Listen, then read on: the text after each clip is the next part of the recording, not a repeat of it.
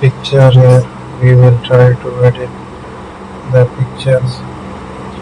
It's an adjustment. Use the curve to make the changes there. So there is a filter from the filter gallery. Let's try the designs to explore there.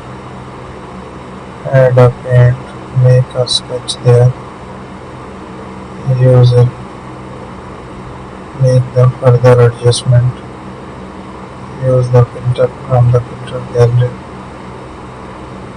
Again make it simple. We will deselect and use the history brush to get that